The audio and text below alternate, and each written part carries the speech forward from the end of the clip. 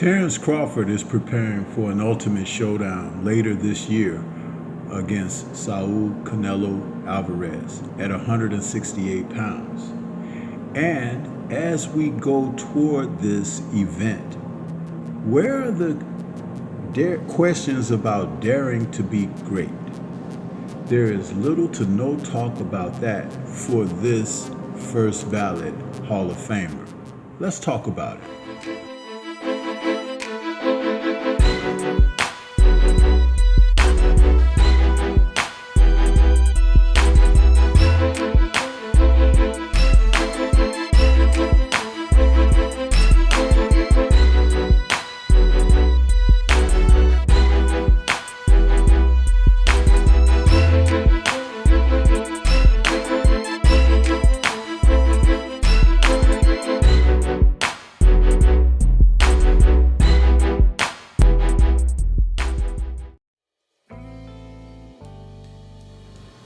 Daring to be great, something that doesn't have to be fused with someone who has already achieved greatness.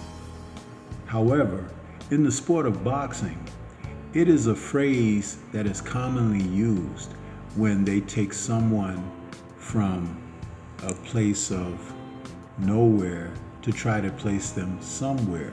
In other words, to make them seem more important and all-inclusive in the sport when there is true greatness around that no one takes acknowledgement of. In the case of Terence Bud Crawford, he has been showing us for a decade that he has been primed for greatness, and with what he's been able to do with his career, coming up from the lightweight division, super lightweight, welterweight, now super welterweight, and this fall he's looking to bring his record of 41-0 with 31 KOs to challenge Saul Canelo Alvarez at 168 pounds. Crawford currently is a 154-pound champion at super welterweight, but he's not looking to rest on his laurels. The 37-year-old fighter is looking to achieve greatness beyond measure by testing the waters against the best of his contemporaries. He has always wanted to do that, but there has seemingly been consistently roadblocks to keep him from achieving his goals, whether it had to do with promotional groups or fighters who were under management that didn't want to see their fighters risk their records against Crawford. He has always sought to be the best. And you have to thank Tim Bradley Jr., who had originally mentioned Crawford to the elite game because he had firsthand experience of how great potentially a fighter Crawford could be. And so once that ball started rolling, it was no looking back. We have seen Crawford in against a tremendous amount of talent where he has fared very well. I mean, his career is already destined. First ballot Hall of Famer, as I had mentioned. Defeating Israel Madrimov in his latest fight, but prior to that, becoming undisputed for a second weight class against Errol Spence Jr. in July of 2023. We saw Crawford annihilate Spence in a way that no one saw coming, but it looked that he was only getting going. And you can see where there are a number of fighters, they'll talk about they want to fight him, but when anything has been thrown out there, people avoid. Canelo even rejected the thought of Crawford challenging him because he said that Crawford was too small. It has nothing to do with size, but it has everything to do with a fighter who is primed to show that he is the best of his generation and amongst his contemporaries. You see, he is driven by a motivation that a lot of fighters of this date and time do not have.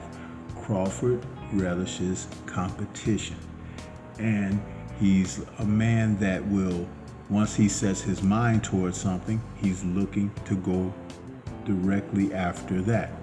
He is not looking to achieve greatness by collecting a number of vacated titles against nondescript champions or titleists. He's looking for the best, and that's why he was so driven for Canelo, because Canelo is the last of the top contemporaries of his era. And if he can get in the ring and defeat Canelo Alvarez, not only can he say that he's a potential 4-time undisputed champion, but he could also say that he's the best of his generation, which holds a great weight. You see, Terence wants the boxing world to admit to this through his accomplishments. He's not running around speaking vociferously. He's not making a lot of loudmouth claims. He's looking to do it in the ring. And for those fighters who are not about that, they're not going to give him the opportunity against them. And so he waits patiently for Canelo Alvarez. Now, some people will say, and have been saying quite regularly, there are weight classes for a reason. But there's also another old saying, and that's the bigger they are, the harder they fall. Crawford is a guy who doesn't burn the candle at both ends. He's not a fighter that is getting woefully out of shape and has to have fat fight camps to prepare for an opponent. He's always in shape and ready for that call. It sets him apart. The man doesn't eat meat. He doesn't slack off. He doesn't have the bad habits of drinking and smoking and those kind of things. It makes a difference. That will make a difference when he meets Canelo. But what do you think? This is Stormy B-Man. Shout out to the mighty LDBC and Liberated Perspective, a third eye view of the world. For more content such as this, please like, comment, subscribe, and share. Leave your thoughts and let's discuss. Peace.